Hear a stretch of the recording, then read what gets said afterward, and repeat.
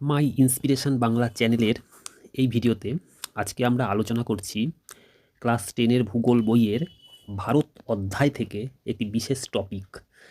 ভারত অধ্যায়টির অর্থাৎ পঞ্চম অধ্যায়ের মৃত্তিকা যে ভাগটি রয়েছে সেখান থেকে মৃত্তিকা ক্ষয় প্রতিরোধ ও সংরক্ষণ সম্পর্কে এই ভিডিওতে আলোচনা করা হচ্ছে। মৃত্তিকা ক্ষয় হচ্ছে এবং সেই ক্ষয়কে আটকিয়ে কিভাবে মৃত্তিকা সংরক্ষণ করা যায় সেই বিষয়টি নিয়েই আজকে আলোচনা করা হচ্ছে। তাহলে চলো আলোচনা শুরু করা যাক। হ্যাঁ, আজকে আমরা এই বিষয়টা নিয়েই আলোচনা শুরু করছি। মৃত্তিকা ক্ষয় প্রতিরোধ ও সংরক্ষণ এই বিষয়টা নিয়ে আমাদের আলোচনা শুরু করা হচ্ছে।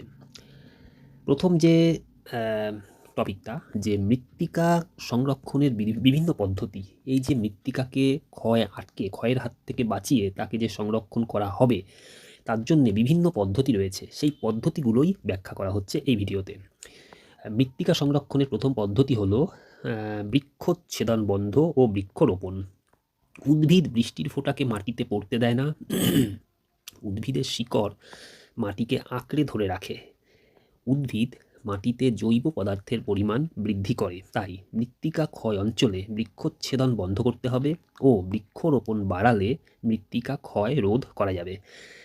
উদ্ভিদ যেহেতু সরাসরি বৃষ্টির ফোঁটাকে মাটিতে পড়তে দেয় না, বাধা দেয়, উদ্ভিদের শিকড় মাটিকে আঁকড়ে ধরে রাখে, ফলে মৃত্তিকা ক্ষয় হাত থেকে রক্ষা পায়। উদ্ভিদ মাটিতে জৈব পদার্থের পরিমাণও বৃদ্ধি করে। উদ্ভিদের বিভিন্ন দেহের অংশ, মূল, পাতা, শুকনো পাতা বা উদ্ভিদটি মারা যাওয়ার পর তার দেহের বিভিন্ন অংশ মাটির সাথে মিশে মাটিতে কিন্তু জৈব পদার্থের পরিমাণ বৃদ্ধি করে। তাই মৃত্তিকা যে অঞ্চলে ক্ষয় হচ্ছে বা মৃত্তিকা ক্ষয়ের পরিমাণ যে অঞ্চলে বেশি, সেখানে কিন্তু প্রথমেই গাছপালা কাটা বন্ধ করতে হবে এবং বৃক্ষরোপণ করে গাছের সংখ্যা বাড়িয়ে মৃত্তিকাকে ক্ষয়ের হাত থেকে রক্ষা করতে হবে।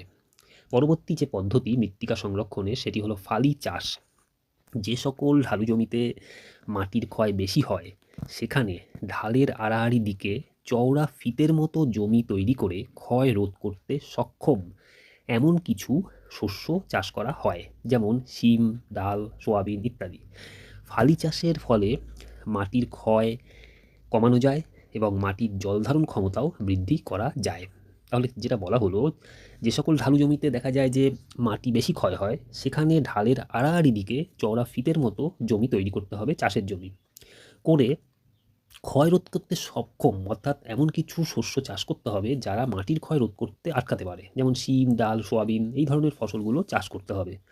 ফালি চাষের ফলে মাটির ক্ষয়ও কমানো যাবে এবং মাটিতে জল ধারণ ক্ষমতাও বৃদ্ধি করা যাবে, মাটির জল সংরক্ষণ ক্ষমতা এর ফলে বাড়বে।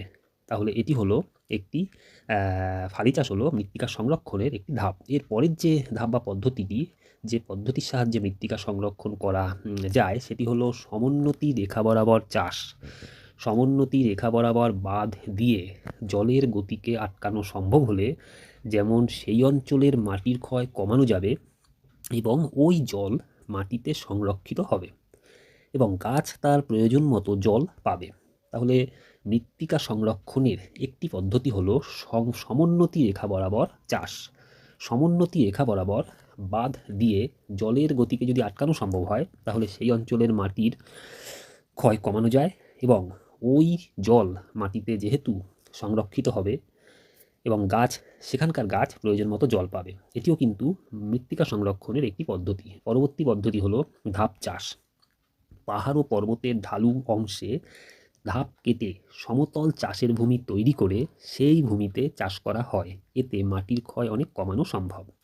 এই যে ধাপ চাষ কৃষিকাজের একটি বিশেষ পদ্ধতি, বিশেষ করে পাহাড় ও পার্বত্য ঢালু জমিতে, সেখানে জমিকে ধাপে ধাপে কেটে সমতল ভূমি তৈরি করা হয়, করে সেখানে চাষ করা হয়। এই ধরনের চাষের ফলে কিন্তু মাটির ক্ষয় কমানো সম্ভব। এটাও কিন্তু মৃত্তিকা সংরক্ষণের ও মাটিকে ক্ষয়ের হাত থেকে রক্ষা করার একটি পদ্ধতি। এরপরে আরেকটি পদ্ধতি, সেটি হলো খোয়াই ক্ষয় প্রতিরোধ।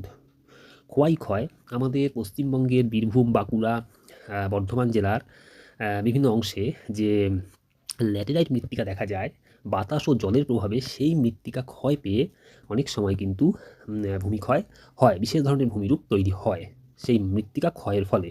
তো এই হলো খোয়াই ক্ষয়। এই ধরনের খোয়াই ক্ষয়প্রাপ্ত অঞ্চলগুলিতে ছোট ছোট বাঁধ ও জলাধার নির্মাণ, বৃক্ষরোপণ, বৃদ্ধি, খাত নির্মাণ ইত্যাদি পদ্ধতির মাধ্যমে ক্ষয় প্রতিরোধ করা যায়। এই যে মৃত্তিকা ক্ষয় হচ্ছে, বিশেষ করে ল্যাটেরাইট মৃত্তিকায় গঠিত অঞ্চলে বাতাস ও জলের প্রভাবে যে মৃত্তিকা ক্ষয়প্রাপ্ত হয়, তো এই ধরনের ক্ষয় থেকে মাটিকে সংরক্ষণ করার জন্য সেই ধরনের অঞ্চলগুলিতে ছোট ছোট বাঁধ নির্মাণ করা হয়, জলাধার নির্মাণ করা হয়, বৃক্ষরোপণকে বাড়ানো হয় যাতে মৃত্তিকা সংরক্ষিত হয়, খাত নির্মাণ করা হয় ইত্যাদি পদ্ধতির মাধ্যমে সেখানে মৃত্তিকা সংরক্ষণের প্রচেষ্টা করা হয় এবং মাটিকে ক্ষয়ের হাত থেকে রক্ষা করা হয়। তো ক্ষয়ের থেকে কিন্তু এইভাবেই মাটিকে সংরক্ষণ করা হয়। এরপরে ঝুম চাষ রোধ বা বন্ধ করা, এটাও কিন্তু মৃত্তিকা সংরক্ষণের জন্যে একটি পদ্ধতি। উত্তর পূর্ব ভারতে ঝুম চাষের মাধ্যমে মৃত্তিকা ক্ষয়ের মাত্রা যেহেতু খুব বেশি হয়, তাই ঝুম চাষ বন্ধ করে মৃত্তিকা ক্ষয় আটকানোর ব্যবস্থা গ্রহণ করা হয় এবং মৃত্তিকা সংরক্ষণের ব্যবস্থা করা হয়।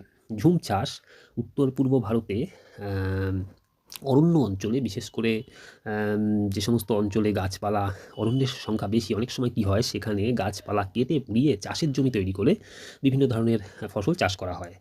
তো এবং সেখানে কয়েক বছর ধরে ফসল চাষ করার পর সেই জমির উর্বরতা ক্ষমতা কমে যায়, তখন সেই জমিটি ছেড়ে আরও বিশেষ একটি অরণ্য অঞ্চলে গিয়ে ঠিক একই পদ্ধতিতে আবার চাষ করা হয়। এই ধরনের চাষকেই বলা হয় ঝুম চাষ। এর ফলে কিন্তু মৃত্তিকা ক্ষয় হয়, যেহেতু গাছপালার সংখ্যা কমে যায়। তো এই ধরনের ক্ষয়ের মাত্রা আটকানোর জন্য ঝুম চাষ পদ্ধতি বন্ধ করে মৃত্তিকা ক্ষয় আটকানোর ব্যবস্থা গ্রহণ করা হয়, মৃত্তিকা সংরক্ষণের ব্যবস্থা করা হয়। আশা করি বুঝতে পারছো তোমরা। এবার একটি পদ্ধতি হলো শস্যাবর্তন। মৃত্তিকা সংরক্ষণের জন্য শস্যাবর্তন, অতিরিক্ত পশুচারণ ইত্যাদিও বন্ধ করে মাটির ক্ষয়রোধ ও মৃত্তিকা সংরক্ষণের উপর গুরুত্ব দেওয়া হয়। আচ্ছা, এটা হলো অন্য জিনিস। শস্যাবর্তনটা হলো একই জমিতে একই ফসল বছরের পর বছর চাষ না করে ঘুরিয়ে ফিরিয়ে চাষ করা হয়, যাতে সেই জমির উর্বরতা ক্ষমতা নষ্ট না হয়। ওই শস্যাবর্তন এই পদ্ধতিটিও আটকানো হয়। এছাড়া অতিরিক্ত পশুচারণ এটাও বন্ধ করে মাটির ক্ষয় রোধ ও মৃত্তিকা সংরক্ষণের উপর জোর দেওয়া হয়েছে। তাহলে এতক্ষণ আলোচনা করা হলো যে মৃত্তিকা সংরক্ষণের বিভিন্ন পদ্ধতিগুলো।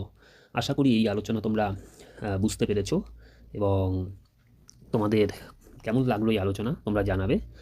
আর এই চ্যানেলে এর পরের আমরা ক্লাস 10 ভূগোল বইয়ের অন্য যে কোনো একটি টপিক নিয়ে আবার তোমাদের সামনে হাজির হব। প্রত্যেকে ভালো থাকবে। আর মাই ইন্সপিরেশন বাংলা চ্যানেলটি অবশ্যই সাবস্ক্রাইব করে রেখো। আর ক্লাস 10 ভূগোলের কোনো রেফারেন্স বই বা তোমাদের কোনো সহায়িকা, এই ধরনের কোনো বই যদি তোমরা প্রয়োজনে কিনতে চাও বা পড়তে চাও, তাহলে কিন্তু তোমরা amazon.in ভিজিট করে এই ধরনের বইগুলো তোমরা সেখান থেকেও কিন্তু দেখতে পারো যে তোমাদের প্রয়োজনীয় বইগুলো, তোমাদের সিলেবাসের যে কোনো সাবজেক্টের বইয়ের প্রয়োজন যে রয়েছে, সেই ধরনের কোনো বই তোমাদের সেখানে রয়েছে কি না। তো এই ভিডিওর ডেসক্রিপশনে amazon.in একটি লিঙ্ক আমি দিয়ে রাখবো এবং সেখান থেকে তোমরা ভূগোল বা অন্য কোনো সাবজেক্টের সহায়িকার বই তোমাদের যদি প্রয়োজন থাকে, কিনতে চাও বা অর্ডার দিতে চাও, তোমরা সেখান থেকেও কিন্তু খোঁজ নিতে পারো। তাহলে আজকে এখানেই শেষ করছি। প্রত্যেকে ভালো থেকো, সুস্থ থেকো।